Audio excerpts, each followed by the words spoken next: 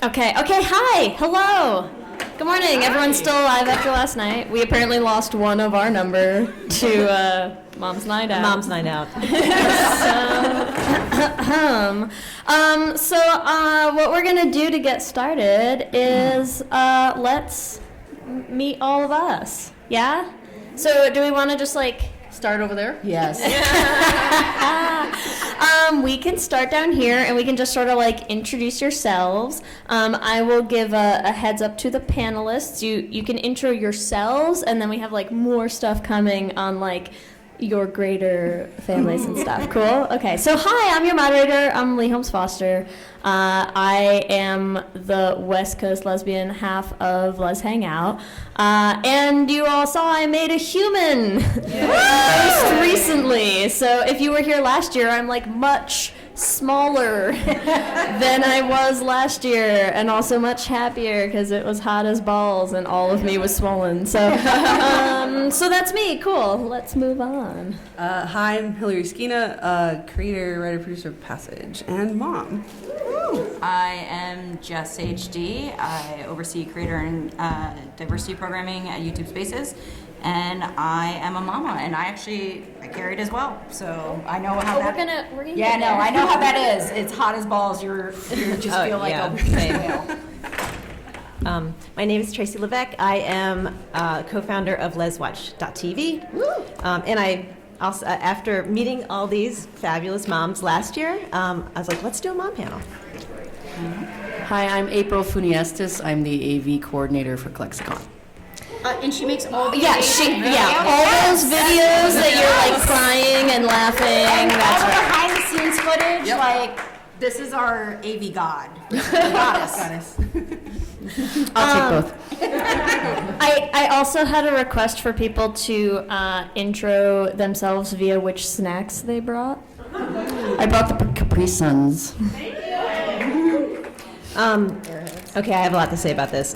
So I'm the only mom on the panel of an almost teenager. I'm talking the countdown is in the single-digit months. It's scary. It's maybe 3 months. So, a lot of these snacks are really cute, like organic cheddar bunnies and stuff. But once they have their own money and they're able to go to the 7-Eleven on their own and buy something, it's out of the window. So, my kid and her friends like these, and they call it rainbow bacon. It's amazing. Yeah. So I thought it would be pretty appropriate. Yes. I forgot to bring snacks last minute, but I did grab Heather's snacks, so I shuttled the snacks down. Nice. And that's the cheddar bunnies and the graham tie-dye ones, which are actually my daughter's favorites as well, and we have in bulk. I should have bought stock in Annie's. That's what I've learned. And Ella's. Ella's and Annie's. 2 words I should have known. I'm going to Venmo these guys. Yeah, same, right? Snacks aren't cheap, you guys. Some of us just contribute financially. It's cool. So we are all here to talk a little bit about queer parents and their families and rep in the media. So let's meet some of our families. And just for reference, I did these in the order that were listed on here. So we're going to be jumping around a little bit in terms of where the slides start out. So let's talk a little bit about your family. Oh, that's my family. Okay, so wait, is this the time where I say all the details? Why don't or is that getting to that later? Why don't we start? We're gonna start the details of how things happen. Okay. Yeah. So you can just introduce us to your family. This is my family. My wife on the left is Mia. In the middle is our daughter Josephine when she was a tiny baby and didn't say, "Mom, you ruined everything." And then on the on the right is she's maybe 7 there. And that's just a funny picture we took because we were changing. We had a rainbow flag that was all tattered. We called it our shame flag. So we got a new one and took that picture. Okay, next up. That's my family. So that's myself and my amazing, wonderful, beautiful wife, Danielle. And that is our daughter, Charlie Rose, which we didn't do ironically. Now it's really ironic. And yeah, she is an amazing, fun handful, and she just turned 5. So that was her birthday picture literally 2 weeks ago. Yay. She's gonna kill me because I forgot I put that up there. So this is my family. So this is my amazing wife Jessica and our son Braden. So funny story with the one on the left. So I'll try to be quick. Basically, she did not want a picture taken at all, and so we literally had like no photos of her with him being born. And so this was after her second blood transfusion. There was complications, and I was like, we're gonna take this photo because when he's older, like I want him to see how happy we were that he was born and just like being in that moment. I forgot to put that there. And then this was we live outside of DC, so, and he loves to roar like lions, so that's that. This is the family that we lost. We've lost our sestrin. But that's Heather's wife and her nugget yes. as well. Yes. Adorable nugget. Who's super cute and like look at her I know. on the bike. I love it. Next up. That is my family. So obviously we're from San Francisco. I have two that's why I daughters. picked it. I have two daughters. My youngest one is Dakota. She's 5, and my oldest is Madison, and she is 9. Love the plaid. And then do you like how I picked, because I'm also from the Bay Area, so I picked the like Bay Area picture, and then like the gayest one. Yeah. It's an album art. Oh, I'm sorry. That's my wife, Stephanie. You'll have to excuse me. I had a little bit too much fun at the party last night, so I may not always be But here. you made it here, April. You made it here, right? So already you're a step up from top. Oh, yes. And then look at this. So that's from yesterday because she was wearing my Let's Hang Out hat, and I love her, and she's adorable. And that's my beautiful wife, Kelsey, who some of you may also have noticed we have number 2 on the way. Already, because we might be crazy. You're brave. Now, okay, so these are the only slides that I actually have. So the rest of it is just going to be like talking and sharing and stuff. But I just want you all to understand. So when I was prepping to moderate, I sent some questions out just to get like kind of a feel for stuff, and also mentioned, hey, I'm going to put up a Google Drive folder. Can you just upload like a picture or two of like you and your kids? 33 photos later. Okay, for the record, you win. Your photos are amazing. No, and you didn't even put all the Halloween ones up. So amazing. So don't ever ask moms to like share photos of their kids with you because Don't, No. it gets Like, out wait, of what control. about this cute one? Wait, this is cuter. Hold Yeah, on. yeah. They just exactly. kept. There's like more popping up every day. I was like, come on, you guys. The slides are only so big, and I was literally trying to fit like all the photos forever. It just didn't work. So we all get 2. Deal with it. Okay. Cool. So that's that. I can leave it up, or I can ask someone to come turn the projector off if it's distracting. But let's chat. Are we ready? Yeah. We'll get into it. Okay. So what I want to start out with, because I know where everyone's like, are we talking about it yet? Are we talking about it yet? Everyone knows love makes a family. But if you're queer, it takes a little bit more than that, right? So can we also go down the line, April? I can start again if you want, I'm good. Okay. Okay. So we'll go this way now. We'll like zigzag our way back and forth. Okay. So April, can you start us out a little bit, just to whatever you're comfortable sharing of like how did you guys make a family? Love plus what? So when we first met, she didn't want children. And thankfully that changed. We did IVF. So my wife has a very, very small family. It's just her and her mom and dad. She has no sisters. And I have a huge family. I have a huge Filipino family, cousins on cousins on cousins. So we wanted to kind of honor her line. So we used her egg and I carried. So that technically makes us both the biological mom. I wanted to find a Filipino donor, obviously, but they are very, very hard to find. So we found one. It was really interesting because, like, you can order their profiles, and this one guy just hit us on the tee. He was creative. He was a filmmaker. He majored in psychology, which was my wife, and he had just all these traits that I felt kind of really embodied the both of us. So yeah, we did IVF. We did it twice. We were very lucky that it went both times. First shot for both. And yeah, that's how my kids were born.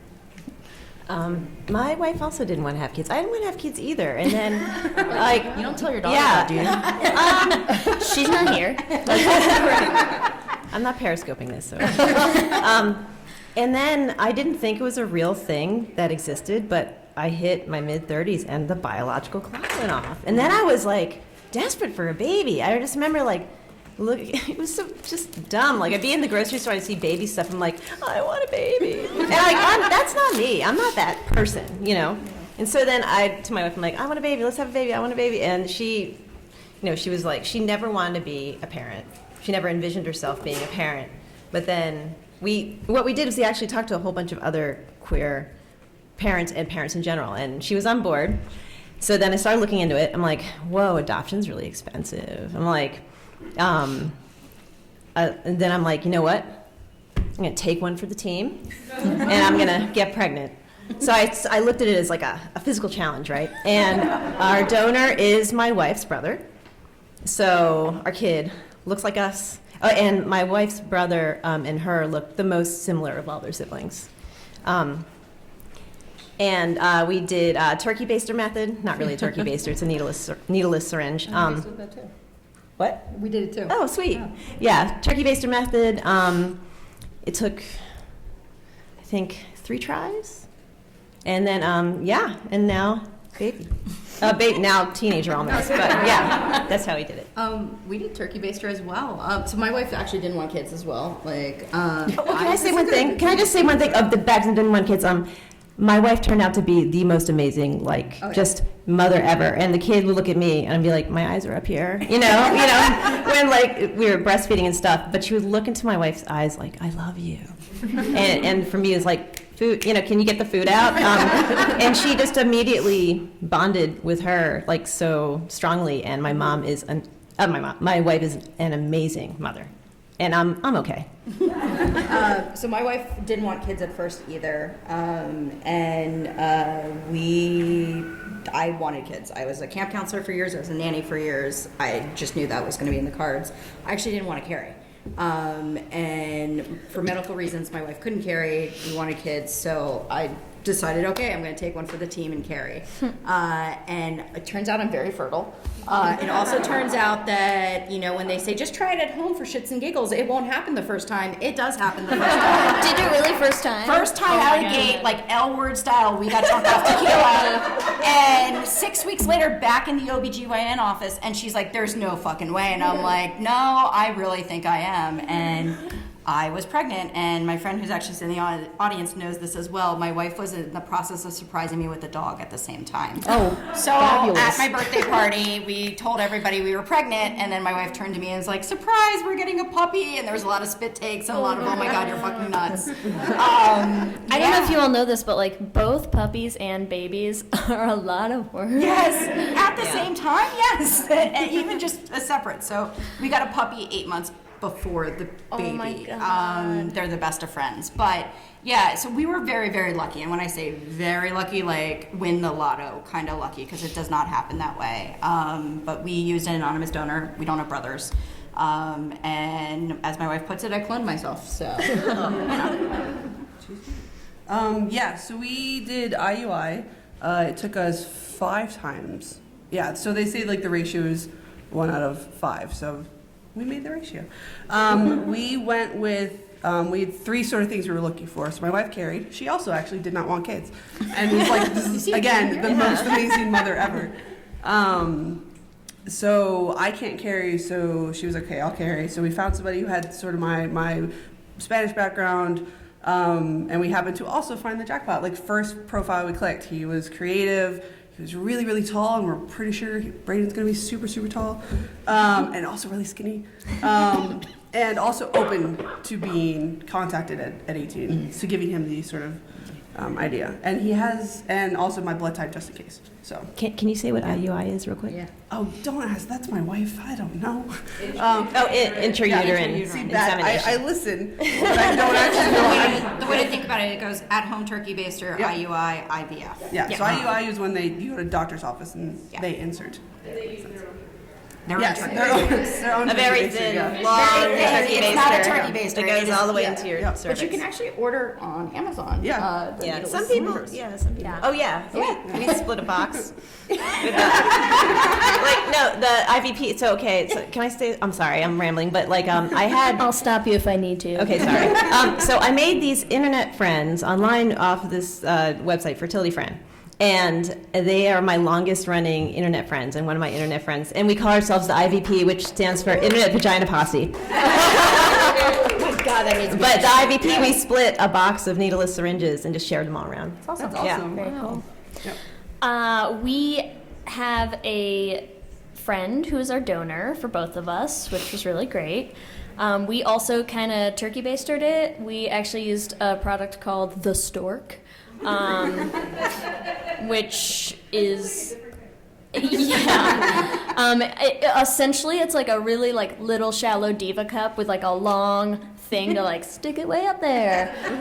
So it's great. Our donor's local. We would just literally like drive over to his apartment every month and be like, we're gonna take over your bathroom for a couple minutes. See you in a bit. He's fantastic. We also both got really, really lucky. It took us 3 tries each. Also, which is not long. But yeah, I mean, it worked out really well. It took us a really long time to find a friend who was, sort of okay with that, but then everything's been kind of smooth sailing since then. So cool. What I'd like to do, I mean, I would love next year to like do a panel just on like making a baby for queer people, because like I actually think we would really need that as well. But today is Rep in the Media, so I'm gonna sort of shift us over. The reason that I wanted to take so much time to like intro our families, talk a little bit about how we did that, is, as you'll notice, like there's a lot of different stories. There's a lot of different ways that we as queer people make families, and I think one of the first questions that I want us to all sort of dive into is when you look at the representation that is in existence or that has been in existence, we're immediately going to run into some of the same stories or same issues that we run into with just queer stories in general, which is like, there's so little representation. How do we get all of us up there, right? So I would love to just start out with answering the question of, do you feel like you've seen yourself represented in the media as a queer family, as queer parents? And if so, where? Oh, not at all. No. Who wants to do it? No. I love when I ask that question, have you seen a queer family? And everybody's like, oh, the Fosters. That's it. And I have nothing to show my child right now. I will be flat out honest. She's 5 years old, and the only representation she gets to see is actually in the communities we live in. Mm-hmm. And that's the representation I provide her, or my wife provides her, or our friend groups provide her. But otherwise, there is no TV shows, not even really animation shows that I can be like, oh. Loud House has. Yeah, but I mean, even then it's like, It's like an episode. Yeah. it's an episode Right. here or there. It's really hard to be like, oh, we're watching that show, and look, that kid has 2 moms too. So yeah, I mean, that's why this panel is very important. That's why we're here. That's why we're here. April, anything I have to add? some statistics sorry. and data. Oh, go figure. Tracy does data. So, Let's Watch TV is a database of queer shows. Thanks. Of queer shows, characters, and the actors who play them. So, as of last week in our database, there were 68 shows with the gaybies trope, and only 22 of them are currently on the air. But there are very few main characters who are queer moms. Grey's Anatomy, bad. Terrible representation. And they're both off the show now, so out. 911 is not bad. It's decent. I think of all the shows right now with 2 moms, that one's pretty good. But they're about fighting, not really fighting fires, like rescuing people from sharks in the street, and the moms are just not a part of the show. So they get only a little bit of screen time. Janet King from Australia is terrible. One of the moms was murdered mid-season, and Janet King is generally terrible to all her girlfriends, so bad. One of the main teenage characters on The Chi has two moms. And if I have to pick one show that has decent representation, it's that one, because it's not, him having two moms is not an issue. The moms like each other and are nice to each other and seem happy to be together, but they get just tiny bit of screen time. But you know why that is. You guys know who writes Lena Waithe. Yeah. So there we go. Working moms, I don't know a lot about. Don't at me. Sorry. But is it good? Okay. Okay. I'm sorry. It's Canadian. It's on Netflix now. Yeah. It's on Netflix. Yeah, Netflix. Netflix. Mm-hmm. Yeah. Season 1 and stuff. Season 1. Yeah. Which leaves us with the Fosters, which is no longer on the air, and I have a lot of not so nice things and opinions that I've written about the Fosters, and they're not positive. But the spin-off, Good Trouble, it's a good show. It's a really great show, and it's way better than the Fosters, and the moms make appearances here and there, and they seem maybe slightly happier than they actually have before, a with big- all those kids out of the house. They actually have a big queer writing staff. So Yeah. Ashley Perez, who's an amazing person and is openly queer, is on the writing staff. So like that's another great example is like the positive representation that we're talking about. Look at the correlation. So when we are allowed to tell our own stories, we tell them in the right way. Right. But that is literally, that's the state of mom representation on TV. Killing all the questions. I'll just leave. It's cool. I'll go hang out with the baby. Which? Sex Education on Netflix. Oh, okay. Oh, awesome. Has two moms with a teenage boy. Oh, And the cool. rep is neutral. I'll shut up now. It's fine. I'm taking notes. It's good. We're gonna can't watch all the shows. Let's circle back around. That's fine. Yes. Oh, right. Yeah. Yeah, Chris Nee. Oh, we have two. Well, that's because Chris Nee is like also a lesbian Yeah. mom who is a showrunner for that show. Also, the family doesn't match, which the majority of your panel does. Yeah. It seems to be biologically related somehow. So that's the one thing I do like about the Fosters is it represents our family better. Oh, cool. But is something you don't see if you do see it. Yeah. Stories that don't match. Yeah. Before I move to our next question, April, did you have anything to add to the have you seen yourself represented question? No, and there was an interesting that happened when both my children started kindergarten. I got a lot of, when can I meet my dad?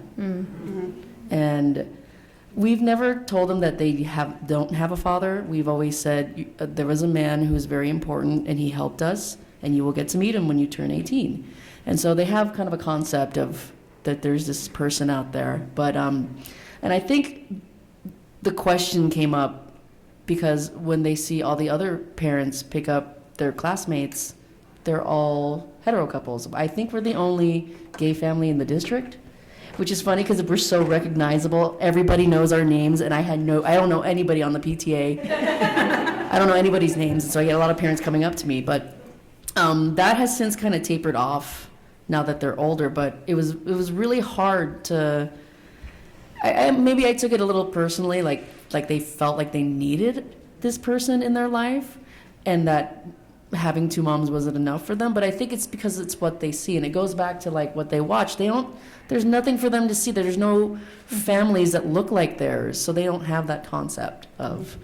I'm actually going to bounce right off that because we're talking a lot about much more recent stuff right now, and I actually want to jump us back to, at least in my opinion, what is one of the first queer lesbian parenting situations that was on TV, which was Friends. Haha. Yes. Let's all have feelings about Friends. So I think Friends is one of the earliest things, and which is, I mean, one thing I do want to say, we do actually have a very, even with the like diverse families that we have, we are only a subset, right? And so I don't want to delegitimize any queer family that is out there, but I think it's important to talk about Friends because I think Friends sort of set the groundwork of a very common storyline, which is the two moms and the dad. right? And I think that's kind of what you're bringing up, April, is this idea of like everyone knows biologically he's out there, right? And I think obviously there's a lot of decision making that goes into who do you have in that role? Is it someone you know? Is it someone you don't know?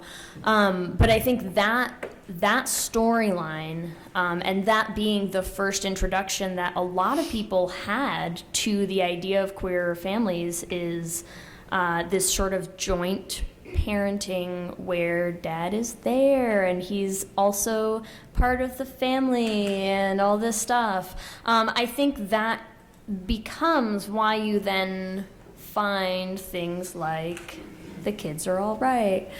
Sorry. So Bitch about that. yeah, I like how I just say things and then leave room for the.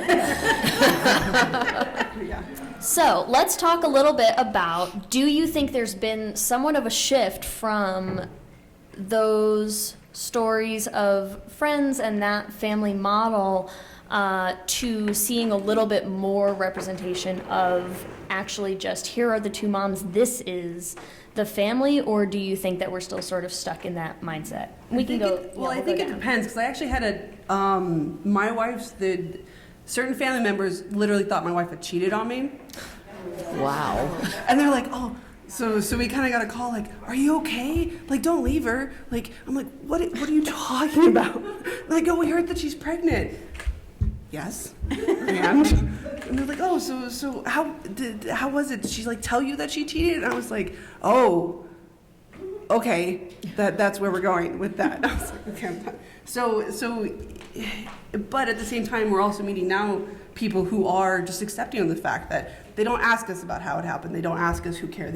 They just mom and mom, or mommy and mama. And the daycare is amazing. We are the only any sort of queer family there. So, but they were so just like, okay, who's who, so we can make sure, and they've been amazing. So I think it kind of depends on where they are, because we know that if you live in the city versus suburbs versus middle west, it kind of depends on where they are. So yes and no. So I would actually say no. So my wife and I made a conscious decision. We use an anonymous donor that is not going to be contacted. We don't refer to him as dad. We don't refer to him as father. He's a donor. My daughter has actually never asked. We know it will probably come up. We've had other people ask, and we're like, no, that's the sperm donor. Like when they're like, oh, who's the dad? And we're like, yeah, some anonymous, like it came in like a cryogenic tank. Like that's essentially like all that is to it.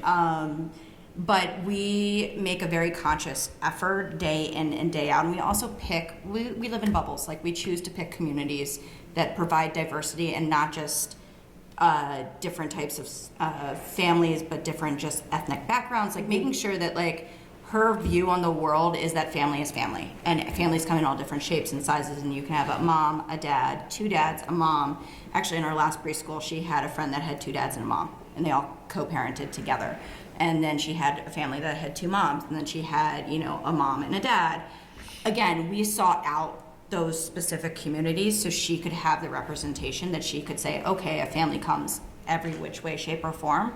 But it is something that we work on day in and day out, because that is the stereotype, is that even in the media you see, okay, well, he helped make this family. Mm-hmm. And I would go back to, again, it's a very patriarchal, I can't speak this morning, I'm not awake. But it's, when you have straight white males telling stories, they're going to want to say that they had a hand in this, even though it's two women. Mm-hmm. And maybe that's my own view, but I think that's really where it comes from, versus like, hey, two women made a kid, like they just got sperm. Yep. Like there's no real male involved in this. Exactly. So I would say no, we don't get to see that. I'm hoping that because we're sitting in rooms with amazing creators that will change and we can start to see those stories. But yeah, we work on it with our child of like providing that representation. I agree 100% with Jess. I think it is not getting better. I think that exactly because male writers, they want to think that in the end, they still want to actually sleep with the sperm donor. I will take the example of Shameless. Last season, there was a lesbian couple, and who was living in Fiona's building, and they had this sperm donor, and they slept with him. And I was just like, no, that's not how this works. And it's just reinforcing the stereotype that at the end of the day, You still like dick. exactly. And it's like, no, that's not it at all. And I think it does have an effect on how people think we make our families. And I will have everybody from a neighbor to my Lyft driver, like, question me like I'm crossing the border into Canada on The Handmaid's Tale, you know? And It's amazing how many people ask that. yeah, it's like, number one, not your business. Number two, ew, you know? Like, number two, can I just order now? Like, Yeah, right. We're not having this conversation. So yeah, I don't think it's getting better or realistic on television, and that's really why I wanted to do this panel, because it makes me mad, because it affects our lives, day-to-day lives of how people interact with us. And back to like representation for my kid, like we are really lucky. We live in Philly. She's one of 4 kids with 2 moms in her grade alone. They have a really strong queer student and alliance. She identifies now as queer herself, so she's second generation. Yeah, and if you see me later, I'll tell you about a theater camp story. But yeah, no, not getting better. I would tend to agree with you guys. That's all I have to say. So I'll bounce it back over to April then and give you a question. Sure. Everyone else hasn't answered already. What would you say if you had to pick something? What do you think is the best representation that you've seen so far? On TV? Yeah. An attack. I don't know. There's so few of it. Honestly, I don't watch the Fosters. Maybe I'm just watching the wrong channels, but I just don't see it at all. So I wouldn't know who was best, or obviously we know we have very good examples of who's worst, but maybe we're still. I was trying to be positive. Maybe we're still seeking that. You know, I don't know. I don't know the answer to that. You mentioned the Shy before, Tracy. The Shy is great, but they get so little screen time. But if I have to pick something that is positive, it would be Steven Universe. Even though it's not You're right. canonically like, we are, queer moms. They kind of are non-binary queer of every kind, like Steven has 3 moms, really, being raised by 3 gems. And that cartoon in general is so beautifully done and has representation of all kinds along the spectrum. And for my daughter and her friends, they love the show. And all of her friends, they're everywhere on the gender and sexual orientation spectrum, and they just love the show. So that's what I would say is one positive. I love that you took mine. Oh, I know. I love that show as well, and I think that's doing it well.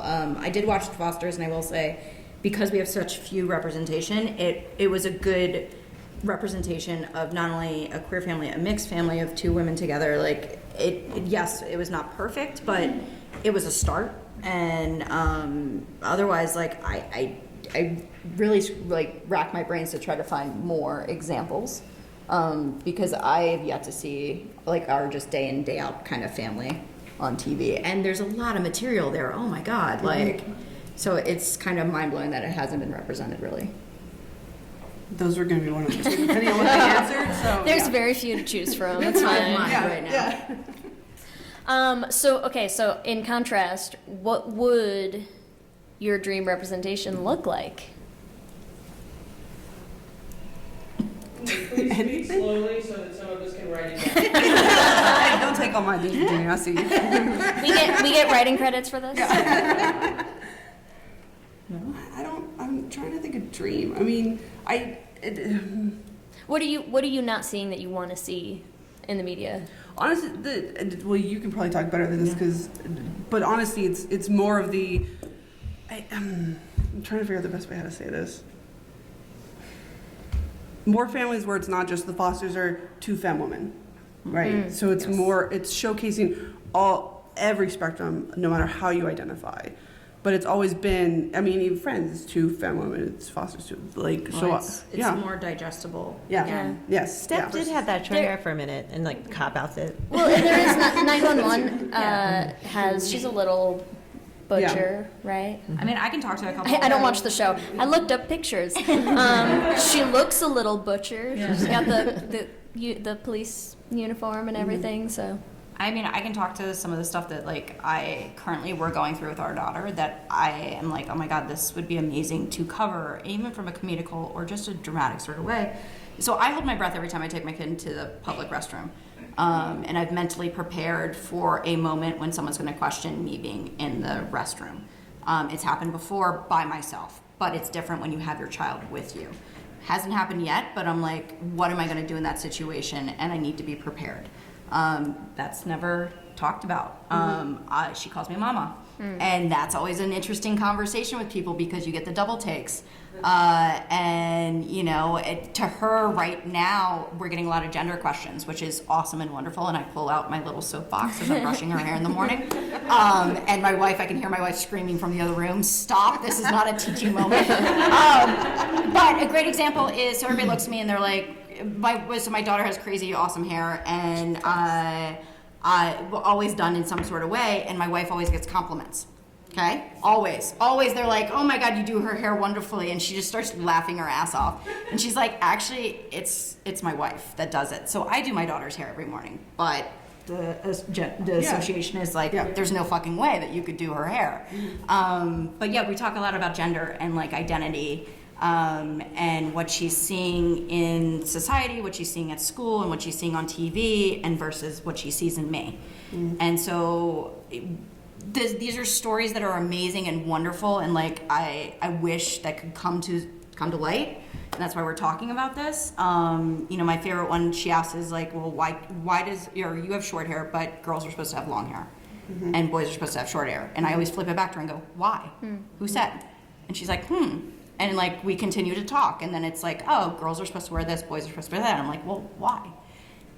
And again, we're not getting to see these conversations occur, and I'm like, these are awesome conversations. So somewhere else, some family can be like, oh yes, like. I have very specific things that I want to see. Take notes. The one thing that drives me, that makes me really angry, is that as soon as you have a couple and you introduce, we're gonna try to have a baby, Alex on Supergirl. You know, it's like you suddenly become boring. You suddenly you don't have a life. Your life is driven by like, you know, trying to get pregnant, and when you have the kids, it's like you don't like each other anymore. You know, the couple, all you do is fight. You don't have any passion or fun or, you know, romance. That happens with hetero couples. Right? Yeah, I guess so. And it's like, for me, it's like, I love my wife. We have a lot of fun. We still go on adventures. Like, we're nice to each other. We're kind to each other. Why can't you show that on television? Okay, that's one thing. I think there is so much comedy gold in the TTC, which stands for Trying to Conceive. Oh God, yes. Yes. No matter how you do it, or, you know, going by adoption, like there's comedy gold there. It doesn't have to be a struggle and you know, a tragedy. So like we've had some pretty funny you know, insemination stories. Like one time we were trying to fit an insem in, like before we were like heading to a road trip on DC, and it was like a car full of lesbians, and we're like, can you guys drive around the block for like a couple times? And like they all knew why, and some of them knew me as brothers, so that was really funny. Another funny thing is like parenting, you know, and having this different kind of family. When our straight neighbors across the street were pregnant, our kid said to me, and this is maybe, I don't know, 4 years ago, she's like, where did they get their sperm from? And I'm like, well, they're, you know, from Jamie. Like, it's built into the relationship. So that's funny, right? Like, we can be funny. We can still be in love. We can still have adventures. That's what I want to see. Yeah. I know the Fosters was a biracial couple. To kind of piggyback off of your experience, whenever I'm with my children, people feel the need to come up to me and ask if I'm the nanny. And God, I bet especially in the Bay Area. Yeah, a lot. And I mean, it's obvious that they're why would you even ask that? And I used to get very, very angry and upset about it. And I think because our family isn't seen on TV a lot, that they don't know any better. And for me, it's a teachable moment. So I take that time to correct them so that they won't say that to somebody else or make that assumption with another family. So, but yeah, that's my experience. And, you know, when they're with my wife, so the donor was half Filipino, so my kids they can tan without burning. That is an awesome super trait. And to a funny story, when we were talking about like comedic gold, when we did IVF, the in vitro fertilization, so she had to go in, so they had to harvest the eggs from her, so they put her under, and I was like waiting outside, and when they brought her out, she was so out of it. She was talking nonsense to me, and at one point she was trying to scratch her nose, but I guess like the time-space continuum changes when you're on drugs, because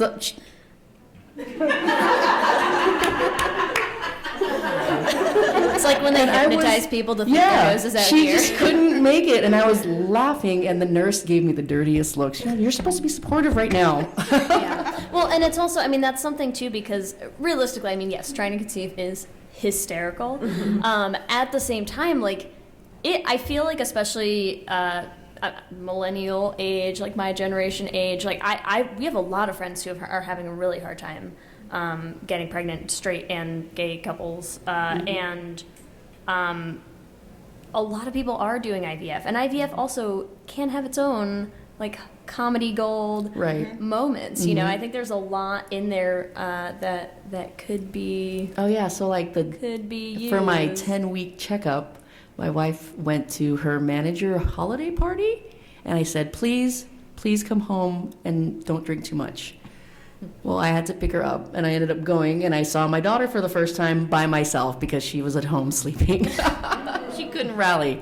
And I hold that against her every day. Yeah, it's a good one. Pull it out. I want to talk a little bit about, because it's been coming up, and this is like a totally shameless question that I'm just being selfish because mine is a baby still, and I don't have to deal with this for a long time. But I think part of why Clexacon is so important to all of us in general is that we understand what it's like to never see yourself on the screen, and how important it is to have that representation. And we're adults, right? Like, we understand how to be confident in ourselves, or we're learning how to be confident in ourselves and our identities and our sexualities and our lives. We have kids, right? And they're kids. What does it mean in your families? Like, I know we've touched on it a little bit, but I'd like to just take some time to like really talk on that specifically. Like, what has it meant? How do you navigate those conversations? How do you deal with those kids not getting to see themselves on screens? Because that's like a very different story than just us as parents. What do we want to see? What do our kids need to see up there? Mine's 3, so I'm gonna listen to you guys because you guys are older. I'm happy to take this. So I think twofold. One, I'm here for that reason. Like, first and foremost, I didn't see myself, and it took 4 years to be comfortable in my own skin and to be who I am. So, and I actually give a lot of talks internally where I work about the invisibility factor, and that when you don't see yourself, you become invisible and you have a lesser self-worth. So this is critical for all of us to be here to talk to each other for that next generation, so that they don't go through that and they see themselves and they feel represented. So that's one. 2, I have a kid that has insane confidence, and I don't know where the hell that came from. She's so sassy. It's like, I wish I had 1/10 of my daughter's confidence, and she's essentially like, F you, I'm here, I'm amazing, I'm wonderful. And I'm like, oh my God, how do I protect that? And that, to me, that is my wife's and mine's biggest goal right now, is we are watching this awesome like force to be reckoned with, and we know where we're going into. So twofold. One, we are big on, since she was little, the one thing we say to her is, what do you do when you fall? And we've made her chant back to us, we get back up. And that is, I mean, we say that probably 3 or 4 times a day. And that is everything in life, whether it is you fell off the playground and like you skinned yourself, you skinned your knee, or you had a really shitty day. And that is something that I'm hoping that she will like continue to say in her head, okay, I'm gonna pick myself back up. The other big mantra in our house is don't be an asshole. If you see my shirt, like, Yeah, check out this like shirt. sailors. So that is, we don't hold back. So we don't hold back. It's hypocritical. Like my wife and I have really horrible mouths, and my deal with my daughter is as long as you're not cursing at someone and you're using it in proper context, which I always love. Yeah, right. You know, You're creating some fights. yeah. But so, long story short, that's a mantra. A human being's a human being, and that's what we teach her, is that it doesn't matter if you're different. Differences are there. We don't ignore them. But differences are wonderful, amazing, great in every way, shape, or form. You treat a human being how you want to be treated. So those are the two things that we instill in her. And when I say instill, it is like a daily, like, constant. Like, you can't drop the ball on that. So for us, that's what we're trying to future-proof. You know, but it's tough fucking work. There's really not much at all on TV for her when she was little, especially. So I think we try to make up for it with like books. There's a lot of good. Oh, there's amazing. There's books. a lot of great books out there, and you know, books. if you read to your kid every night, like so that could like normalize, like so they don't, you know, so they see themselves in books. Just having a lot of other mom friends, and I mean, like she's just been raised around like queer people like her whole life, you know. So she's also was very confident. She was outspoken, confident. She can work a room. She's very friendly. Was very friendly. Anyway. Teenagers. It's like, so when she was little, she would, if somebody would be like, oh, where's your dad or whatever, she'd be like, I have two moms. You know, like she's always been really bold. She loves having two moms. Like I think also because she has a relationship with her donor, and you know, I think since she's known that since she was little, it's not like a longing for something she doesn't know. It's just been, I don't know, that's just the way she is. Now, like you said, that's going to go away. It goes away. It's like once you hit sixth grade, it's all downhill. We've got our alcohol already pre-ordered. My wife picked our drug of choice. Right. Cases. No, honestly, like I have not drank as much alcohol and coffee until becoming a parent. Yeah. Oh, yeah. Oh, I live on caffeine. If you got my like veins open, they would just explode. So that's really hard. It's like all that confidence, it just kind of crumbles. And now, you know, she's in a real emo phase. She wears like black eyeliner. She like only wears black. She like only listens to emo, and I'm okay with that. Like it could be worse, right? But that part is hard. It's hard to keep that confidence going. But at least when it comes to the queer stuff, she has a lot of support. Like that is a non-issue for her. Like that part is not an issue, but all the rest is hard. One of the things my wife discovered was something called the donor sibling registry. Familiar with that? So our donor was very prolific. And at first it was a very weird concept to me that my children would be related to these other families that I have no relation to, you know, that there's a connection that they have with these families that I don't. And my wife reached out. We're the 453 group because that was the name of the donor, and we actually had a reunion. All the families got together and met, and so I don't know how much it affected them as far as like seeing other parents, other families like them, but immediately when all the kids met, it was like they bonded. I think there's like 8 of them, and the oldest is 12, and my youngest was the youngest one at the time. And it's weird because you see they all kind of look alike. They got the same skin tone and the big brown eyes. But it was really nice, and especially for my wife and I, because we don't have a lot of other lesbian families that live near us. And it was great because we were afraid that we weren't going to get along with the moms, but like literally all of us just got together and we had a great time. We did a bunch of activities with the kids, and doing stuff like that, we try to do it like yearly. And just to remind the kids that there are other people out there that you're related to. You have other family who you may not see a lot, but they're there and they exist. So, I do want to make sure we have time to ask questions as well. So I'm gonna wrap us up and get to some audience Q&A. But I want to take 2 quick things. One is because I think a lot of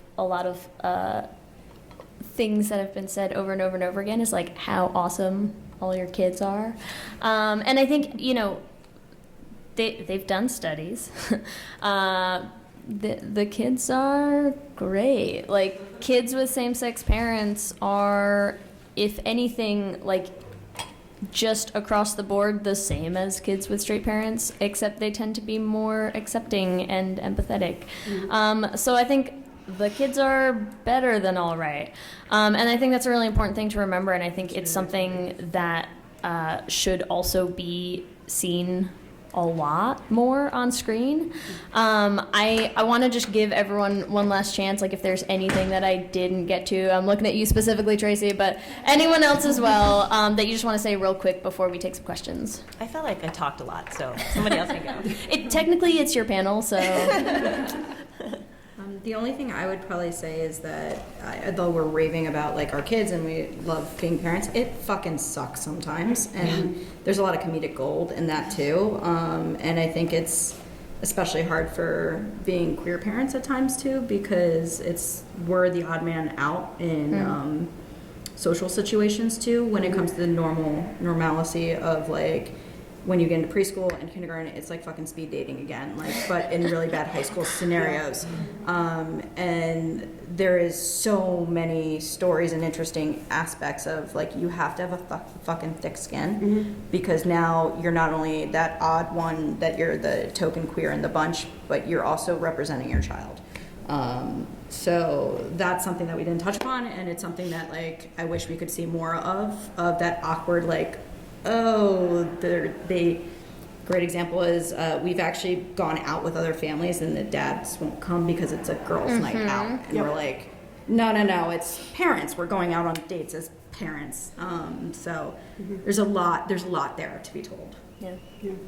Forms, filling out forms that Oh my mom God. and dad. How many times have I crossed off the second? Yeah. Like, And, Like and really big too. Yes, Make it a point. Yeah, we two moms. They had sent something out at our daycare about, it was Father's Day or something like that. And mind you, everyone, you know, the teachers understand, but it was so interesting to like, because we didn't want him to not have anyone there.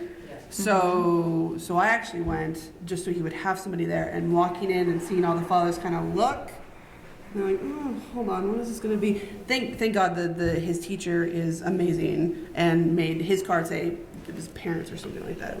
They're sweeters. We're still working with them. We're still trying. But it's like you said, it's that like token, like they don't exactly know how to react. Yes. And so they also, you can just tell that they're trying to be like, hold on, wait. Let me think about this for a hot second, because I don't know if they're thinking like, oh, it's a single mom or over to queer couple. So it's been interesting to sort of, like you said, have that like, you see everyone else kind of think about how they're going to handle it. And you're like, thanks for making me feel awkward. Well, kind of interesting. When my wife joined the PTA, the school that my kids go to had a father-daughter dance and a mother-son softball game. She changed that shit. We're making it a winter ball. Good. And I forgot what the other activity was. I think it was like a field day. But the pushback that first year when it was changed was kind of really disconcerting. Like there are people out. So when they had the father-daughter dance, we would have my daughter's godfather take her. And so he took her to the ball the following year when it was changed. And so many people were upset about it. But it's not just like from the queer side, but like, what if you have a single mom? Yeah. I was And raised she by can't a single exactly. mom. So Yeah. the effort to make it inclusive, no, it's not. But like it was such a change for them. Like they couldn't handle it that first year. But then as it's like in its 6th year now. But like now it's like it's just an everyday thing, and you see parents, families show up to these things, so it's not so archaic and exclusive. So.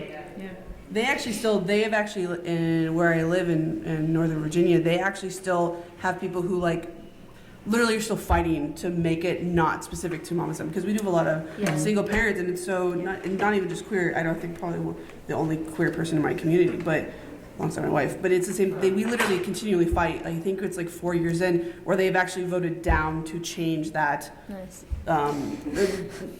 Yeah. I'm saying nice sarcastically. So it's still a father-daughter kind of thing, and it's like, no, I'm outside of the Beltway. We live in Northeast. Okay, yeah, I'm in Woodbridge. I'm gonna throw it out. I'm gonna throw it out for questions before we have to like leave the room. So do people have questions? Sucks. I just want to say anything. Like I said, I've known Tracy for like 12 12 years. Our daughters are like directly 6 months apart. August Yeah. 9th, February 9th. The craziest shit, talk about comedic gold. We get here, and my daughter is a known donor, and he lives like a few hours from us, but we don't have any contact with him. We send an email on her birthday. He's a really cool dude. But I walk into the Tropicana, and I shit you not, he was sitting right here 2 days ago. Here. This weekend. Any of it. Oh my God. And he's sitting here, and I know he's very tall. He's 6'7". And I'm, cruising, and I was smoking, drinking, and I'm like, babe, like, look, that looks like Sean. Holy shit, that looks like Sean. Shit, I'm like, sit down, and my wife goes over there, and this is my second wife, actually. So, and she's like, oh, excuse me, are you Sean? And he's like, yeah. She's like, wait. And I'm like, what do you do, right? So I'm like, hey, we made a baby together. And we're from Canada, so comedic gold. Babies, and they're gonna be fine, even when they're 12 and shit. Yes. Oh, hi. Hi. Congratulations, Hi, yay! Yeah, so they're applauding because I'm pregnant. Awesome shirt. I love that. I know, nerdy maternity shirts. So this is my first baby. I'm bi, and I'm proudly bi, but I'm married to a cis man. So it occurred to me recently, as I'm continuing to be pregnant, that I was like, oh shit, I'm gonna have to like come out to my kid. They're not gonna just know. I mean, you do have a lot of your stuff in the house, like it's not a secret. But I was wondering if you guys have encountered any, like, how do I, like, when do I come out to my kid? How do I come out? Will they just kind of absorb it because they have a lot of, like, Carol art on the wall? So I'm just going to answer in terms of, like, having a baby right now, and, like, our plan, and, I mean, I'm sure people can say more about, like, what worked or didn't. It's just normalize everything. Like, just normalize discussions, normalize words, like, it's the thing that gets me so angry. I live on Twitter. The thing that pisses me off the most is anytime this comes up where people are like, why do you have to have conversations with your kids about sexuality? And I'm like, at what age should I introduce my kid to my wife and myself? When is the appropriate time? Should I hide her?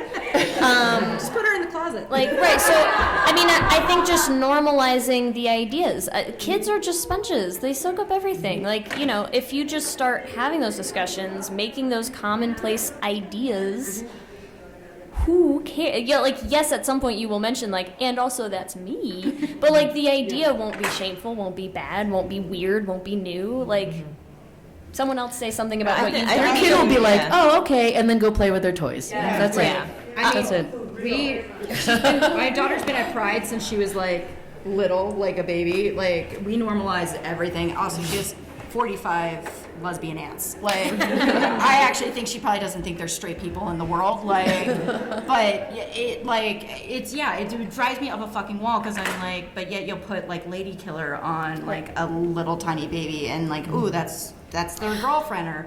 Sorry, can I tell one terrible story of it's the peak straight people story? So we had our first Christmas with my daughter this year, and one of my wife's cousins also has a baby who's a month younger than Eloise is, and we show up at Christmas Eve, and they show up with the baby who is a boy, and we're saying hi. We're like, oh my God, little John, he's so cute. One of my wife's uncles comes up, and he's like, oh, John, there's a girl here that, I can introduce you to, which I'm like, first of all, they're 6 fucking months old. What is your problem? But then my favorite thing is the response of this boy's mother, right, is, well, I guess technically they're not blood related. And I was like, what is happening to the straight people? Are the straight people okay? Yes. So, yeah, exactly. Yeah. Yes. Hi, I'm Danica. My wife and I were listening to the panel, and I wanted to do a shameless plug. Yes, go please. We have a podcast called Not Your Nuclear Family. We're from Illinois, so it's right outside of Chicago. I'll put some cards out there. Awesome. We have 2 seasons. Our first season is about our journeys becoming parents, and a couple other moms came here, not a part of Clexacon, but we had a mom's weekend. And our second season talks a lot about the election, teaching about sex ed, and all those other different things. So we have cards outside. Awesome. Amazing. Thank you. Okay, I'm gonna say we can take one more quick question if anyone has one. Yes. So, being a queer person, you have to like educate straight people a lot. How 24/7. questions when people are like, oh, is it a donor? Do you know the dad? Like, how much do you give people? How much are you like, that's not appropriate to ask?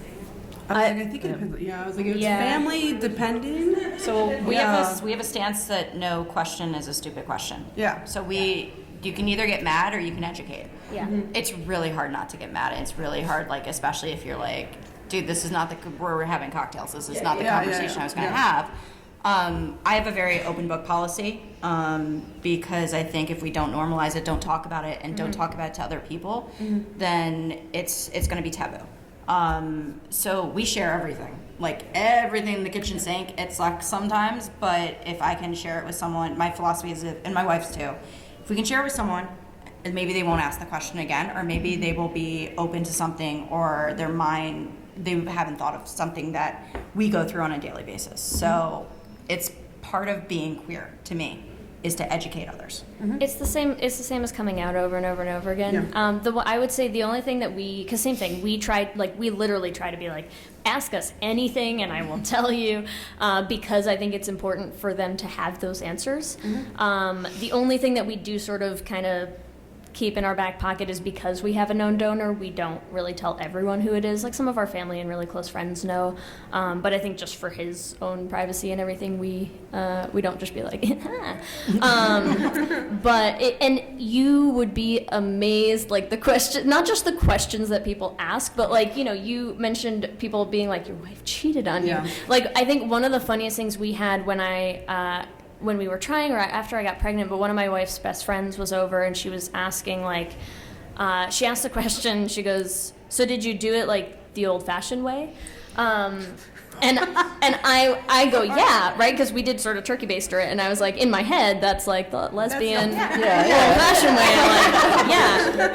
and I'm saying yeah as Kelsey's going no, and I was like, wait, what do you mean? And she was like, did you sleep with him?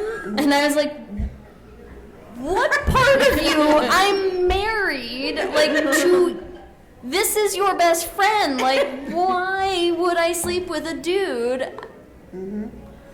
Science, bitch! What made sense in your head? It's just answer just tell them, and some of that depends on your own comfort level, but it's otherwise they literally don't know. Because they're not going to learn it from television. One thing I like to say is it is not our jobs to educate people, right? However, I am willing to gay-splain, TTC to people ask me, and there are some maybe not stupid questions, but rude questions. Yes. And so I'm up for the job, so I'll do it. That's my problem. I will do it if that happens. And I'm in a good mood. If I'm in a bad mood, then no. And also depends on what you and your partner are comfortable with. There are certain things that I am finding answer just does not necessarily want to talk about, whereas I am. We had part of the process that, you guys, I don't know if you guys necessarily went through, I don't know which state or whatnot, we had to go through essentially I don't know if it's a psychology test, but we had to meet with a psychiatrist for an hour. That's part of the second. you have to go through that before they will actually let you do it. And I was like, oh, I can't. Are you freaking? I'm gonna actually now. I'm not cussing when my son isn't here. I was like, you have to be kidding me that we legally have to do this to even start the process. But I will say, having some of those questions now, we've faced some really awkward conversations and been able to handle it so that we could take the time to, it wasn't necessarily a rude question, but it was still kind of like, really? Yeah. You're gonna ask this? But then we both were on the same page then when we could answer it in an educational way, and now we see this older lady every Sunday when we're at the grocery store, and she loves Brayden, so it works. Cool. I'm gonna say thank you all for coming. Yes. I am sure if you see us around and you have more questions, just ask us. Online, we're so happy to talk about it and or show you more photos of our kids. Yes. Oh, I have abundance, so yes.